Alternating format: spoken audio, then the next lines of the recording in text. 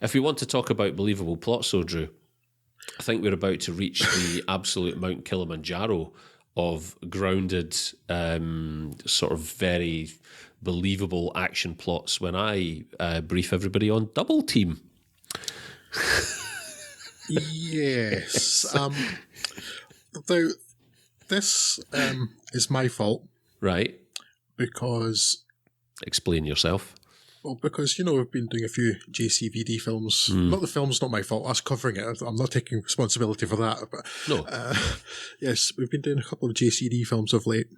And I wanted to try and shoehorn this in somewhere because the fact that it was a Jean-Claude Van Damme film co-starring Dennis Rodman really amused me. Yeah. It didn't fit into the last one because Scott watched it and I hadn't got around to it yet. And so maybe a show of solidarity more than anything else. And the fact that Scott told us about the setup for the finale. Yeah. I thought, well, clearly we're doing that. It's awesome, but also it's also my fault for bringing it up in the first place when we probably never would have talked about it. So, sorry. It's important for me to say at this point, Drew, that I forgive you. So, without further ado... Hello, peeps. Stavros here. I've got beef. What? Sorry, it's not just me that had that voiced head all through the film.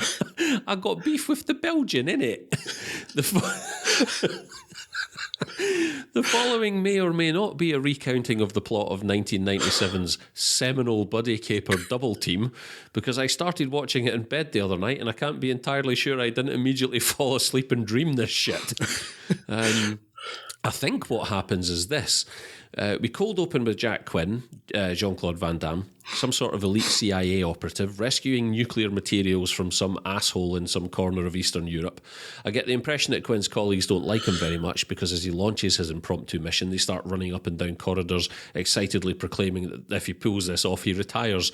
But that's by the by, because right now, we just need to understand that Jack Quinn is nobody's fool, and if you were to hand him some sort of procedural tome, a rule book, if you will, he would probably look at it in disgust before killing you with the extra foot he has hidden on the sole of his kicking foot. The scene we set now... the scene set, we now head off to a fairground where Quinn is attempting to ambush Stavros, Mickey Rourke. How much better would this film have been if it hadn't been Mickey Rourke and had in fact been Harry Enfield? The first time someone said Stavros in this, I honestly, I did like can you do a double take to audio? Because I think I wasn't even looking at the screen at the time, and I just sort of went, did he say Stavros? Is the bad guy in this called Stavros? Anyway, Quinn's attempting to ambush Stavros, Mickey Rourke, of course, a very naughty terrorist. There's a tiger in a cage, and when it all goes to Pete Tong and the whole fairground blows up except for the tiger, we are disappointed that nobody has to fight the tiger, but don't worry about the tiger. Hold that tiger thought. Stavros gets away, and Quinn, who gets all exploded and stuff, but is okay because he's significantly more excellent than you, wakes up in the Colony, an island prison for former operatives whose expertise in situational analysis is sold to international clients. I think I got that right. I don't know. Apparently the residents of the Colony are, quote, too valuable to kill and too dangerous to set free, but they're all over 60, so that sounds like nonsense.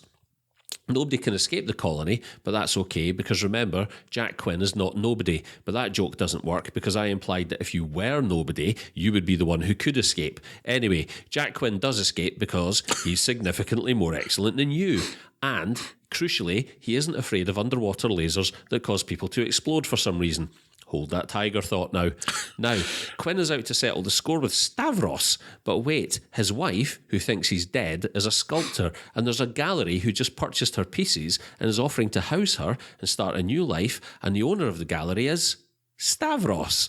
I'm trying to help you here by not giving you too much time to think about it, so don't think about it. Did I mention Jack's wife is pregnant? Don't worry about it. Anyway, there's a reason why Jack needs the help of international arms dealer Yaz, Dennis Rodman, who's not brought the plastic population, but I'm not going to worry about it, and neither should you. Yaz is a bit weird and edgy, which you can tell by his orange string vest and the fact he's Dennis Rodman. And, for some reason, he decides at some point, despite having no reason whatsoever to help Jack Quinn save his wife and new baby, because the baby has been born now, from Stavros. There's a really angry Oriental gent in a hotel who is so assured of his martial arts skills that he chooses to flick a chair in the air and then kick it at Jack Quinn as an opening move. And I think I remember Mickey Rourke crying because he stepped on a landmine and can't run away from a tiger. Remember the tiger! And it was all happening inside the Colosseum in Rome, naturally. But ultimately, I have no idea what the hell I just watched. So, Double Team might stand as an example of the pitfalls of trying to transplant Hong Kong talent wholesale into the American studio system, but it is just too damn weird to be much of an example of anything except maybe cocaine. Interestingly, the screenplay reads like a bad dub of an early John Woo movie, but it isn't. It's actually something that's being touted as a functional piece of literature upon which of millions of dollars ought to be brought to bear in service of putting it on screen. This is patently mental, as can be evidenced by lines like, "Stavros is a snake. If you look him in the eyes, he'll get you in the back," which does nothing so much as suggest that screenwriter Don Jacoby thinks a snake's eyes are located in its ass. So, enough stuff blows up in inventive ways that the movie at least gives the impression of some effort being expended, but the same cannot be said of the performances of its leads, in particular Dennis Rodman, whose stunt casting defies any kind of logic whatsoever. It wouldn't necessarily be fair to criticise Rodman's acting per se, because it's not technically acting, and it's not just bad line reading either. What Rodman does is somehow create a third method of expression that exists beyond performance, and I'm not sure he ought not to be celebrated for it. It's just that it doesn't belong in a film so much as it does a peyote-fueled vision quest. Ultimately, though the... oh no, I'll have to remember the pronunciation. Ultimately, though, the most wasted talent is Hawk, who seems here to be trapped inside a cross between a mid-90s MTV video and a fever dream, thrusting upon us bonkers moments that sometimes border on the Takashi Miike end of the spectrum. Fortunately, this is not a movie that sets out to take itself seriously, and it is at least entertaining in some sense of the word. I can't imagine I'll ever watch Double Team again, but I'm also not sad about having watched it because this is very much something that exists. Yes, this is something that I have seen. It is definitely a thing that I have now watched. Are you glad that you watched it now, Drew? Are you glad that you did this to us? Honestly, yes. I can't say I didn't enjoy my time with this, Drew, but I can't qualify that. This is generally one of the worst films I've ever seen, but in the best way. One of those films that makes so little sense, and let's get this straight, this film makes not a lick of sense. Nope. In a way that I couldn't stop questioning it, like, what is that? Like, why is he doing this? Why is Dennis Rodman now sitting inside a 1960s Fiat Cinquecento with a foot of his body sticking out the top of the sunroof? Drew, spot on. I sat there throughout this whole thing going to myself, why am I having to think so hard about a Jean-Claude Van Damme movie? But they clearly didn't think about it. So why am I doing their thinking for them? What is plot? And things just happen and they make no sense. But I'm so glad I watched it because it is so entertainingly weird and stupid and nonsensical. And you picked up on some of the stuff that I was going to say too, Craig. Again, I apologise for interrupting your intro. No. When you said about the Stavros thing, I was like, yeah, as soon as I heard Stavros, I couldn't stop thinking about Harry Enfield. And yeah, the thing about, yeah, he's like a snake if you look in the eye, he'll stab you back. You're displaying a fundamental misunderstanding of how snakes work. What was the other bit as well? There was another line. Oh, 2 darts will kill a man, 3 will kill a rhino, and we want Stavros alive. And I thought to myself, so 1 dart then, yeah? I'm not sure you needed the bit about the rhino.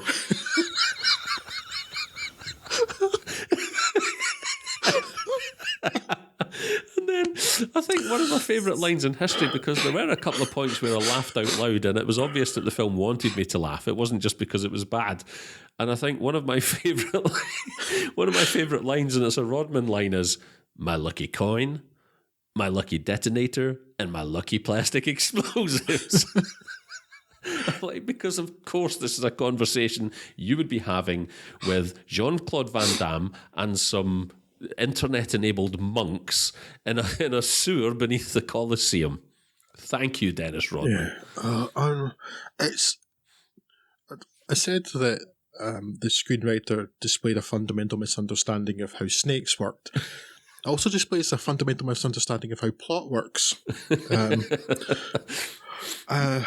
It's just... I mean, there's nothing about this film is good. The actual camera work is terrible because it's full of Dutch angles with no understanding of what Dutch angles are for. Yeah. Things just happen and they don't make any sense. Like, Mickey Rourke's character's child is murdered and he seems pissed off about that, but that's because he's in a firefight that you started because you brought several goons with automatic weapons to a amusement park for some reason. And then even from the start, the film had me irritated. Again, it went on to amuse me greatly, but from the get-go when it said that he's stealing, somebody's trying to steal unenriched plutonium from outside of Croatia. So Bosnia then, or Italy, or something, because Croatia's an entire country. You can't be outside of it and still call it Croatia. That's not how countries work. You don't understand that either, do you? So, no understanding of plot, no understanding of geography. Yeah, because it carries on later too. He says to him, I thought I killed you or you thought you died in Lebanon. In Lebanon. Beirut, actually, which is the capital of Lebanon. I was going to say...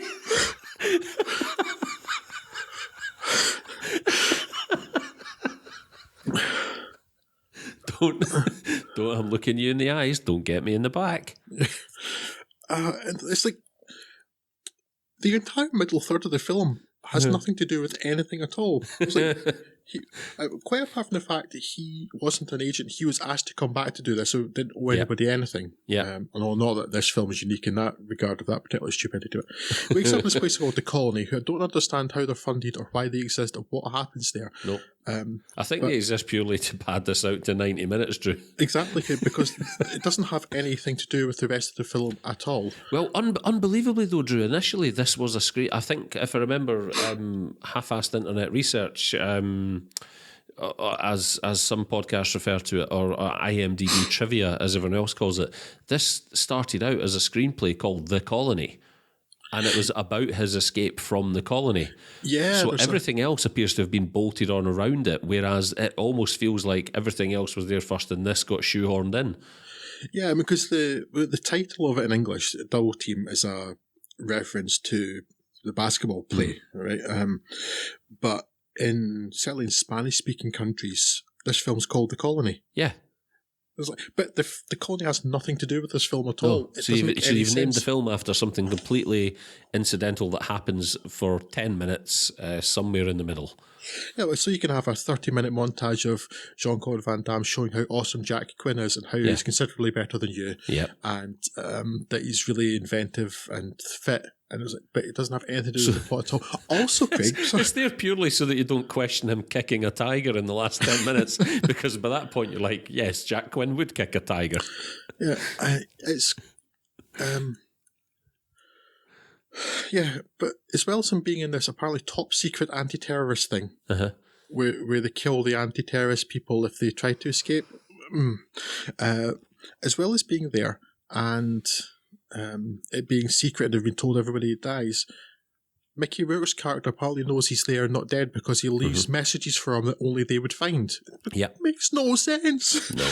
And then when he gets out of that and hooks up with Dennis Rodman again, then the fun's just beginning. See, the mistake you've made there, Drew, is that while you were watching this film, you allowed yourself to activate more than 3 synapses. Yeah, but you know that I'm actually physically incapable of not doing that, Craig, so I'm always at a disadvantage with such things. But that's it. I was still so entertained, but like, there's a scene where, again, because everything just needs to happen. Everything happens because the plot needs it to happen, not because it makes any sense at all. Yeah. Like, towards the end, there's like Mickey Rourke says, "Give me 60 seconds, then kill both the women." Why? Why? Oh, because they need to have an action scene where Jean-Claude Van Damme came to try to save the women, but not have Mickey Rourke there because they need him for the final. Yeah. There's like a scene that he's going to a hotel and he decides, well, what I'll do is I'll get every agency in the world to look for Stavros. Yeah. So there's Mossad, and there's the FBI and the CIA, and there's the Italian police, and there's a bunch of other things all outside this hotel in Italy. Then all of a sudden, there's this guy dressed as a police officer on horseback who's a murderer and just starts murdering people for I didn't reasons. understand who that guy was and what he was doing. Was he just there to murder people completely coincidentally? Well, or was he part of? I'm assuming he's right part of Stavros' crew, but to what end? He starts doing that right after somebody, I think it's Stavros, talks about someone. Yeah. But it doesn't actually match up with what went before. And since the rest of the film doesn't have a lot of matching up of things happening and what people actually say, I think it's entirely random, but he just starts murdering people because. Yeah. Like innocent bystanders. Yeah, and then, most bizarre. Then we get to stop for a moment too while Jean-Claude Van Damme wears a wig, a perm wig, and Dennis Rodman's suddenly a 1930s gangster. And then, hotel fight where the man who kicks the chair at Quinn suddenly takes off his shoe. Somehow inside his shoe he's managed to hide an entire flick knife, which he uses with his toes. You've never bought a shoe half a size too big then. And then they get really trapped, but suddenly the Dennis Rodman, this arms dealer from Antwerp in Rome, has a whole cadre of monks who help him out because they have Google. Craig, I know. Head hurty. I think while we've been talking about this, I've figured it out. About 3 minutes ago, the penny dropped while you were talking. This is the antimatter equivalent of a good movie, in that it behaves the same, but it is inherently the opposite of. And I think that explains why we have both come away thinking this is baffling, this is terrible. But for some reason, there's a little nagging thing at the back of my brain that says, I kind of enjoyed this as if it was a good movie. Yeah. I honestly don't think I've enjoyed a film so much in this way, this particular way, since Operation Kid Brother. It's like that in the sense that it very much challenges classical notions of what cinema is and ought to do. Yes, it's it's terrible. It's genuinely terrible, but I actually also absolutely recommend it because it's so terrible in such particular inventive ways. Yes, that I got a lot of it. Well, I think we should also, quite apart from its tiger fighting minefield coliseum at the end, we have to mention the product placement, Craig. I have never seen such product placement in my life. I don't know that I haven't seen worse product placement, but it's up there. It's certainly up there because I've been to the Coliseum and I don't remember seeing columns of Coke vending machines. No, but yeah. I mean, there's some product placement earlier. There's Omega watches, and they're quite prominent. And that is actually pretty blatant when he's in the colony. That's quite egregious, but okay. But then at the end, we get the Colosseum's exploding. Quick, get behind this multiple row of Coca-Cola vending machines, which are bomb-proof and also on screen for about an hour and a half each. Dennis Rodman's going to sit and hold this Coke vending machine against an explosion that for some reason, rather than being relatively instantaneous, is going to last for 60 seconds.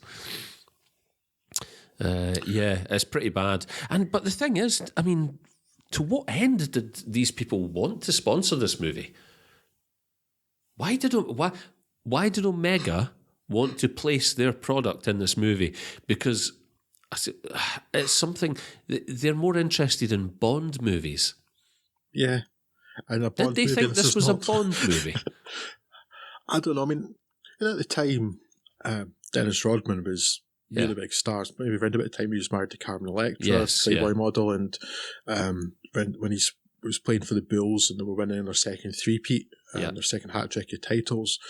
So I mean, I understand the stunt casting there, but still, it's not don't think it could ever have been that big a film. No. It's And not with that ultimately, it's a director either. Jean-Claude Van Damme movie. Yeah, it's baffling. But I hope they feel they got their money's worth. yeah, it's. We even get a bonus Dennis Rodman song at the end. Yes, we Singing do. with Crystal Waters. I'd forgotten about that, and I was really creeped out by his delivery of his vocals. There's something really unsettling about that. I really wish I hadn't been watching this movie in bed. That was just weirded me right out. But yeah, interesting.